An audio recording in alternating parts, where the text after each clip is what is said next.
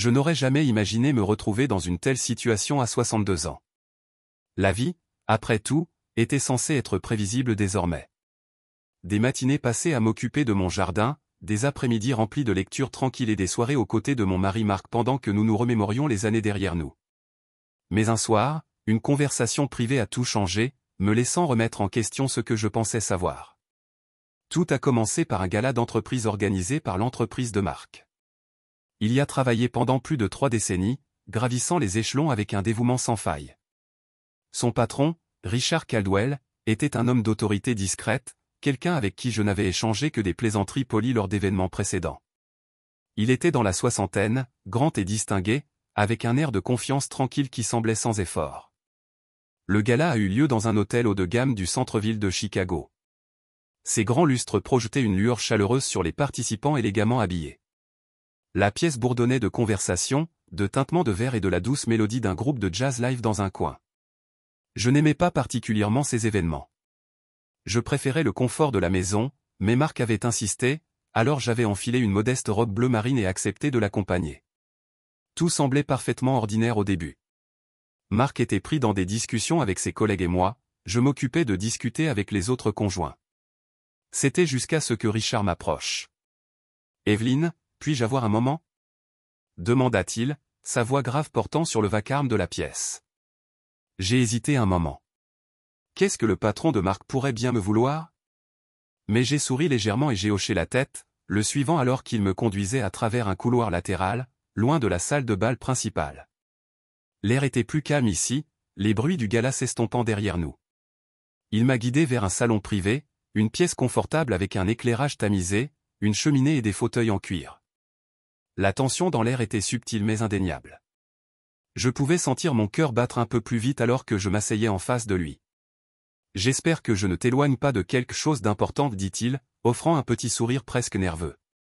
Pas du tout, lui ai-je assuré, même si je ne pouvais pas me débarrasser de la curiosité qui bouillonnait en moi. Qu'est-ce qui préoccupe votre esprit? Il soupira, se frottant les mains comme s'il cherchait les mots justes, puis parla finalement. Il s'agit de Marc. À cela, je me redressai sur ma chaise, mon ventre se serrant. Est-ce que quelque chose ne va pas? Il hésita. Pas exactement, mais il y a quelque chose que je pense que tu devrais savoir. Je pouvais sentir le poids de ces mots avant même qu'il ne les prononce. Il y avait un sérieux dans son expression qui me déstabilisait, une intensité calme qui faisait accélérer mon pouls. Evelyne, a-t-il poursuivi d'une voix douce mais ferme, je connais Marc depuis longtemps. Je l'ai vu bâtir sa carrière, soutenir ses collègues et prendre soin de sa famille. Et à travers tout cela, j'ai remarqué quelque chose. J'ai avalé difficilement. Qu'est-ce que c'est?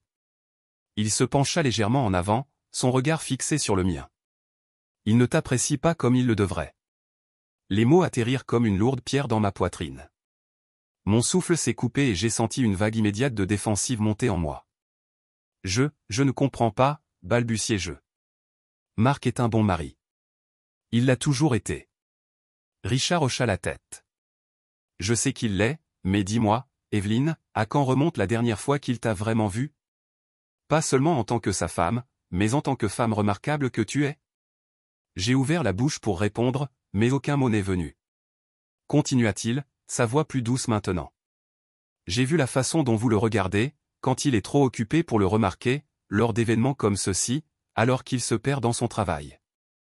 Vous donnez beaucoup, mais est-ce qu'il rend en retour? Une boule s'est formée dans ma gorge. J'avais envie de protester, de lui dire qu'il avait tort, mais quelque chose au plus profond de moi vacilla. Je ne veux pas aller trop loin, dit Richard en se penchant légèrement en arrière, mais parfois un étranger voit ce que ceux qui sont à l'intérieur ne peuvent pas voir. J'ai expiré lentement, mon esprit s'emballant. Richard étudia mon visage, puis m'offrit un petit sourire complice. Evelyne, tu mérites d'être vue. Les mots ont touché une corde sensible dont je n'avais pas réalisé l'existence en moi, et pour la première fois depuis longtemps, je ne savais pas trop quoi ressentir. Je suis resté assis là, figé. Les paroles de Richard résonnaient dans mon esprit, soulevant quelque chose que je n'étais pas prêt à affronter. Vous méritez d'être vu. Étais-je vraiment passé inaperçu pendant si longtemps? Je voulais considérer ces paroles comme une simple observation, une tentative de gentillesse bien intentionnée mais mal avisée, mais au fond, quelque chose en moi savait qu'il avait raison. Marc était un homme bon, un prestataire travailleur. Il avait toujours été stable et fiable. Mais dans les moments calmes, ce qui comptait, quand m'avait-il vraiment regardé pour la dernière fois? Quand avait-il remarqué pour la dernière fois les petites façons dont j'essayais de garder notre vie au chaud et pleine, la façon dont je pliais ses chemises comme il l'aimait, la façon dont je remplissais notre maison de ses objets préférés, la façon dont je m'étais tenu à ses côtés à travers chaque triomphe et chaque revers de carrière? Je me raclais la gorge, repoussant la boule qui s'y était installée. Richard, Il leva la main pour m'arrêter. Je ne veux pas te mettre mal à l'aise, mais je ne pouvais pas rester les bras croisés et ne rien dire. Je laisse échapper une lente inspiration. J'apprécie votre honnêteté, dis-je finalement, même si ma voix était plus douce que je ne l'aurais souhaité. Mais Marc et moi sommes ensemble depuis des décennies. Le mariage, ce n'est pas seulement être vu. C'est une question d'engagement et de stabilité. Richard hocha la tête. Je sais et je respecte cela. Il se pencha légèrement en avant, le regard inébranlable. Mais vous êtes-vous déjà demandé ce que vous vouliez vraiment? La question persistait dans l'espace qui nous séparait. Qu'est-ce que je voulais? J'avais passé tant d'années à me concentrer sur ce dont Marc avait besoin, sur ce que notre mariage exigeait, sur ce qu'on attendait de moi. Je n'avais jamais vraiment arrêté de réfléchir à ce que je voulais. Je laisse échapper un petit rire nerveux. Richard, c'est toute une conversation à avoir lors d'un gala d'entreprise. Cela le fit sourire. Je suppose que oui, mais quelque chose m'a dit que je devais le dire. Un moment de silence s'étira entre nous, rempli uniquement par le doux crépitement de la cheminée. Puis il soupira en se levant. Je devrais te laisser revenir. Je me levai aussi, lissant ma robe avec des mains légèrement tremblantes. Oui, Marc se demandera où je suis. Richard hocha la tête. Mais il y a quelque chose d'illisible dans son expression, Evelyne. Promets-moi juste une chose. J'ai incliné la tête. Qu'est-ce que c'est? Ne rejette pas ce que j'ai dit. Pensée Y. J'ai hésité, puis j'ai lentement hoché la tête. D'accord. Il m'a fait un petit sourire avant de s'écarter, faisant signe vers la porte. En passant devant lui, j'ai senti la chaleur de sa présence à mes côtés, le poids de la conversation toujours appuyé sur ma poitrine. Le gala battait encore son plein à mon retour. Marc était exactement là où je l'avais laissé, en pleine conversation avec ses collègues. Il ne m'a pas remarqué au début. Je restai un moment à distance, à l'observer. Son visage était animé, ses mains bougeaient tandis qu'il parlait. C'était une vue de lui que j'avais toujours aimée, sa passion, son dynamisme. Mais ensuite j'ai réfléchi à ce que Richard avait dit. Marc m'avait-il déjà regardé de cette façon? Lorsqu'il a finalement jeté un coup d'œil et m'a vu debout, il m'a fait un petit signe de tête avant de reprendre sa conversation. Quelque chose en moi a changé. Richard avait planté une graine, et j'avais beau essayer de l'ignorer, je savais qu'elle commençait déjà à pousser. Le chemin du retour s'est déroulé dans le calme. Marc était assis à côté de moi, les mains fermement agrippées au volant, le regard fixé sur la route sombre devant moi. Les lumières de la ville clignotaient de manière floue, mais mon esprit était ailleurs. Les mots de Richard résonnaient encore dans ma tête, sa voix persistant d'une manière que je ne pouvais pas ébranler. Vous méritez d'être vu. J'ai jeté un coup d'œil à Marc. Il avait l'air fatigué, un léger pli de stress entre ses sourcils. Nous étions mariés depuis près de 40 ans et, pendant cette période, j'avais mémorisé chaque détail de son visage, les lignes acérées de sa mâchoire, la façon dont ses yeux se plissaient quand il riait, la façon dont ses lèvres se serraient en signe de concentration. Mais à quand remonte la dernière fois qu'il m'avait vraiment regardé? Il s'éclaircit la gorge, brisant le silence. As-tu passé un bon moment ce soir? La question m'a pris au dépourvu.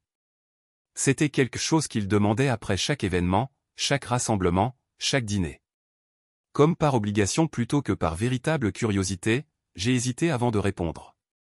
C'était intéressant. Il hocha distraitement la tête. Bien, bien. Et juste comme ça, la conversation s'est terminée. J'ai tourné mon regard vers la fenêtre, regardant la ville s'éloigner alors que nous nous dirigions vers les banlieues tranquilles. Une fois rentré à la maison, Marc a fait ce qu'il faisait toujours, il a enlevé sa veste, a posé ses clés sur le comptoir et s'est retiré dans son bureau pour une dernière vérification de ses emails. Je restai un long moment dans la cuisine, regardant l'espace vide où il venait de se trouver. Je n'étais pas en colère contre lui, pas exactement. Marc avait toujours été ainsi, dévoué à son travail, stable dans ses routines. Il m'avait donné une bonne vie, une vie sûre. Mais les paroles de Richard avaient fait ressortir quelque chose en moi, quelque chose que je ne pouvais pas repousser. Je me dirigeai vers la chambre et aperçus mon reflet dans le miroir. 62 ans. Mes cheveux autrefois auburn portaient désormais des mèches argentées. De légères rides traçaient mon visage, rappelant les années que j'avais vécues. Mais mes yeux étaient toujours les mêmes. Et en eux, j'ai vu quelque chose que je n'avais pas remarqué depuis longtemps, la solitude. J'avais toujours pensé que cela faisait simplement partie du vieillissement, ce calme passant au second plan, ce glissement progressif vers la routine. Mais maintenant, pour la première fois, je me demandais, n'est-ce pas?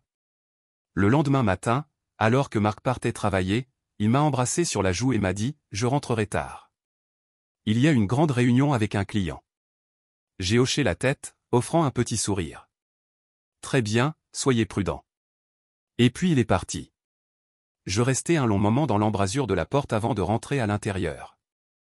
Normalement, je remplissais ma journée de course, de travaux ménagers ou de jardinage, mais aujourd'hui, je me sentais agité.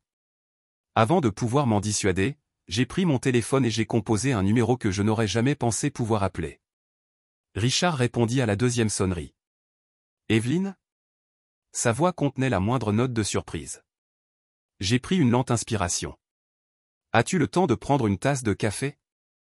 Il y eut une pause, puis doucement, bien sûr. 1 heure plus tard, je me suis retrouvé assis en face de lui dans un café tranquille près du lac. L'air sentait les grains de café torréfiés et les pâtisseries fraîches, et dehors, les feuilles d'automne dansaient au gré de la brise. Richard m'a regardé avec une tranquille curiosité. « Je n'étais pas sûr d'avoir de vos nouvelles, » a-t-il déclaré.